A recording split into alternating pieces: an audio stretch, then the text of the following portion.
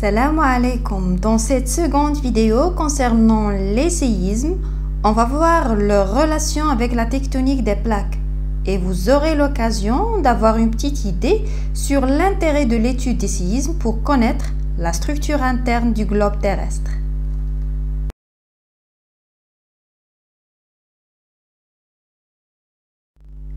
On a déjà vu qu'un séisme est un événement géologique au cours duquel des contraintes plus ou moins fortes déclenchent une rupture au sein d'un matériau rocheux, ce qui conduit à une brusque libération d'énergie qui va se dégager sous la forme d'ondes sismiques à partir du foyer ou hypocentre. Les ondes sismiques se propagent dans toutes les directions de l'espace à l'intérieur du globe terrestre, mais aussi à sa surface. Le point en surface à la verticale du foyer est appelé épicentre, où les dégâts sont plus importants. Et plus on s'éloigne de l'épicentre, plus les dégâts sont faibles. Les ondes sismiques sont captées et enregistrées par les sismographes et le document obtenu est le sismogramme. On a 3 sismogrammes de ce même séisme. On remarque que l'amplitude des ondes sismiques diminue lorsque la distance à l'épicentre augmente.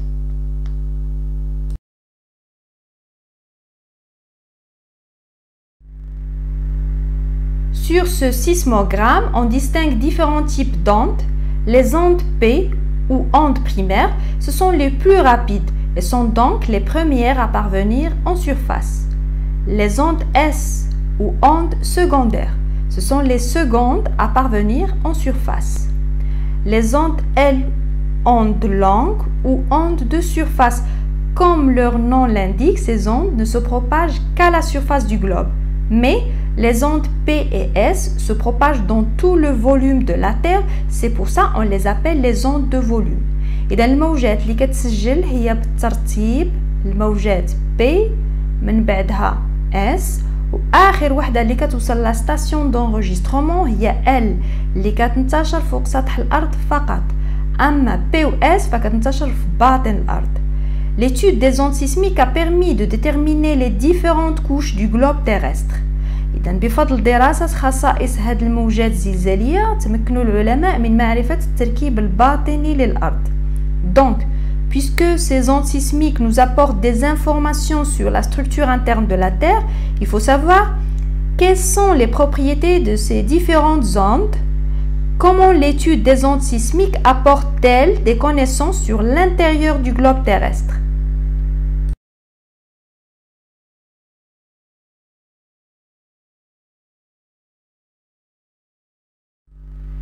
Les ondes P ou ondes primaires, ce sont les premières à être enregistrées lors d'un séisme, d'où le P. Appelées aussi ondes de compression ou ondes longitudinales, le déplacement du sol qui accompagne leur passage se fait par dilatation et compression successives parallèlement à la direction de propagation de l'onde. Les ondes S ou ondes secondaires, moins rapides que les P. Elles apparaissent en deuxième sur les sismogrammes, d'où le S. Appelées aussi ondes de cisaillement ou ondes transversales, à leur passage, les mouvements du sol s'effectuent perpendiculairement au sens de propagation de l'onde. Et le troisième type d'onde, appelée onde L ou onde longue, ce sont les ondes de surface uniquement. Elles ne se propagent pas en profondeur. Ce sont elles qui transmettent la majorité d'énergie et ils sont donc responsables des dégâts. Ce sont elles qui sont responsables des destructions massives qui accompagnent souvent les séismes les plus violents. Leur effet est comparable aux rides formées à la surface d'un lac.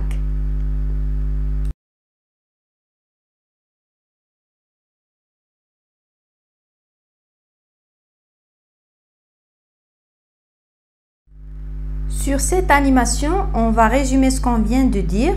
Lorsqu'un séisme est déclenché, les ondes sismiques se propagent dans toutes les directions à partir du foyer il y a les ondes de fond ou les ondes de volume qui se propagent à l'intérieur de la Terre, qui sont les ondes P et les ondes S. Mais les ondes L, comme on a dit, ce sont des ondes de surface uniquement. Elles ne se propagent pas en profondeur. Les ondes P, ce sont les plus rapides. Elles déplacent le sol d'une manière verticale. Elles sont les premières ondes à être enregistrées par un sismographe. Les ondes S, qui sont plus lentes que les ondes P, apparaissent en deuxième sur les sismogrammes. Elles déplacent le sol d'une manière horizontale. Mais les ondes L, qui se propagent à la surface du globe, elles sont moins rapides que les ondes P et les ondes S. Ce sont les ondes les plus lentes, donc ce sont les dernières ondes à être détectées par un sismographe. Ce sont elles qui transmettent la majorité de l'énergie, qui sont donc responsables des dégâts. Les ondes L n'apportent guère d'informations sur la structure profonde du globe, car elles ne se propagent pas en profondeur. Donc, les ondes qui nous intéressent, ce sont les ondes P et S. الموجات P و S هي اللي يعتمدوا عليها العلماء بشكل كبير لمعرفة التركيب الباطني للأرض، لأنهم تنتشروا في أعماق الأرض. أما الموجات L كيف ما قلنا تنتشر هي على سطح الأرض.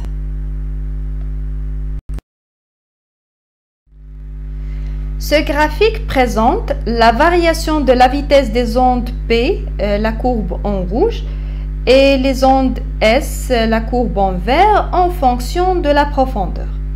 Et comme ça, on a donné un titre à ce graphique, c'est la variation de la vitesse des ondes P et S en fonction de la profondeur. D'après ces deux courbes, on remarque une augmentation de la vitesse des ondes P et S avec l'augmentation de la profondeur. Cela montre que ces ondes ont traversé des milieux plus denses. Comme on voit sur ce graphique, lorsque la densité du milieu augmente, la vitesse des ondes augmente aussi. Mais on observe des chutes subites de la vitesse des ondes sismiques qui se produisent toujours à la même profondeur, soit pour les ondes P ou les ondes S. Pourquoi ces variations brutales de la vitesse? La modification brutale de la vitesse de propagation des ondes sismiques est reliée au changement d'état de la matière. Donc, lorsqu'on observe ces variations brutales de la vitesse, cela marque le passage des ondes sismiques d'une couche de la Terre à une autre qui est de nature différente. Ces variations brutales de la vitesse ont trois profondeurs, mettent en évidence trois discontinuités dans la constitution de la Terre. إذا تبين لنا أن سرعة الموجات تتزاد مع ازدياد العمق، ولكن هذه السرعة تتعرف تغير مفاجئ في ثلاثة الأعماق، وهذا راجع إلى أن هذه الموجات وصلت إلى الحد ما بين طبقات الأرض المختلفة في التركيب. يعني فينما تغيرت سرعة الموجات d'une manière brutale تنعرفوا أنها وصلت la limite entre deux couches différentes. Donc, on a trois discontinuités qui portent des noms spécifiques. La discontinuité de Moho entre 10 et 70 km de profondeur, la discontinuité de Gutenberg à 2900 km et à 5100 km la discontinuité de Lehmann. Ces trois discontinuités délimitent combien d'enveloppes? 4 enveloppes qui constituent le globe. Quelles sont ces 4 enveloppes? Mais tout d'abord, on observe que la propagation des ondes S stoppe brusquement entre la discontinuité de Gutenberg et de Lehmann, donc au niveau de l'enveloppe numéro 3. Cela indique que cette enveloppe est liquide, puisque les ondes S ne se propagent pas dans les milieux liquides. إذا دابا نتعرفوا على هاد 4 الطبقات الرئيسية اللي كتكون الكرة الأرضية، وما نساوش أن الطبقة الثالثة سائلة.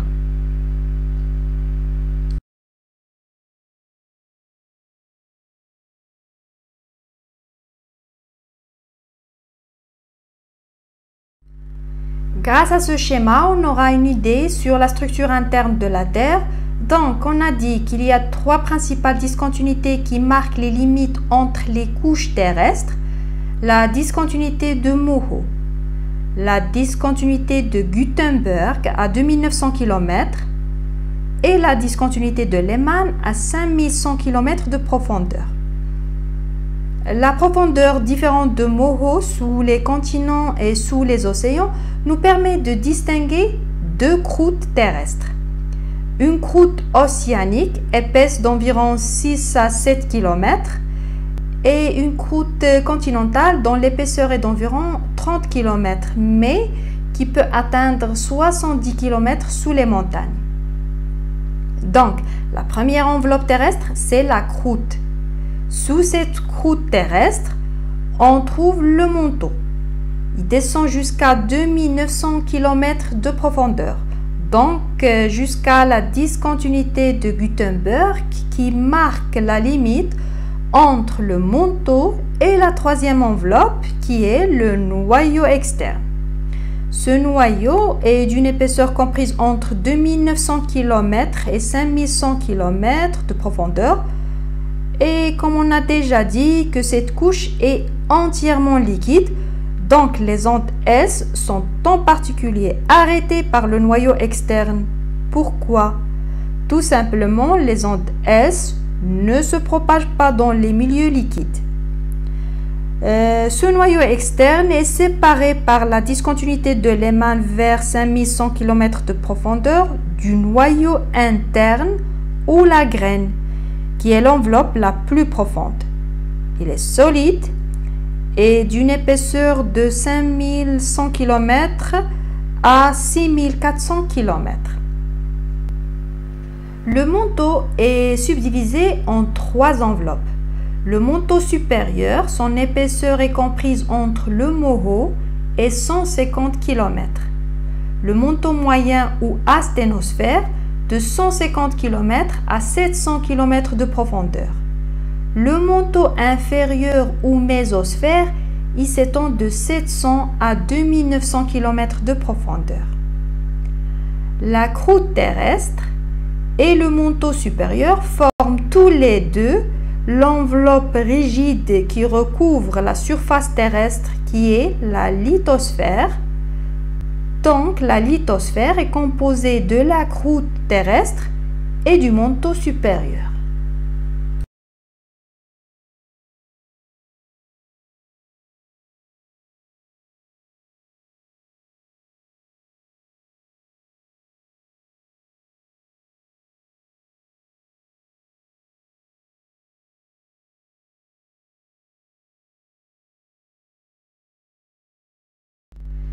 Donc, l'intérieur de la Terre est constitué d'une succession de couches ou enveloppes emboîtées qui sont principalement la croûte terrestre, le manteau, le noyau externe et le noyau interne ou la graine située au centre de la Terre.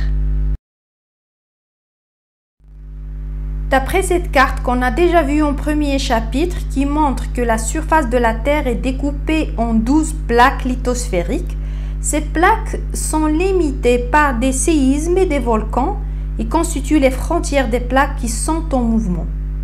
Comment expliquer la présence des séismes presque exclusivement aux frontières des plaques?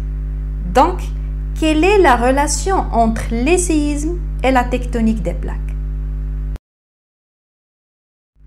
À la limite des plaques, sous l'effet des contraintes causées par le mouvement des plaques, si deux plaques convergentes l'une se rapproche de l'autre, les roches qui se trouvent à la limite de ces deux plaques seront soumises à des forces de compression. Par contre, deux plaques divergentes s'éloignent l'une de l'autre, les roches qui se trouvent à la limite de ces deux plaques y seront soumises à des forces d'extension. Et ces roches qui sont soumises à ces forces, soit de compression ou d'extension, finissent par céder et l'énergie libérée lors de la rupture des failles qui en résultent engendre des vibrations qui se propagent à partir du foyer sous forme d'ondes sismiques.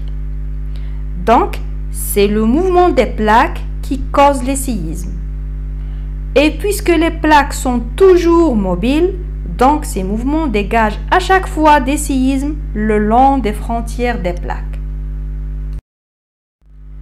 وهكا حنا تأكدنا بأن ماشي الزلازل هي اللي كتحرك الصفائح أو les plaques mais le mouvement des plaques qui cause les séismes. On se retrouve Inch'Allah dans la prochaine vidéo pour parler des volcans et leur relation avec la tectonique des plaques. À très bientôt.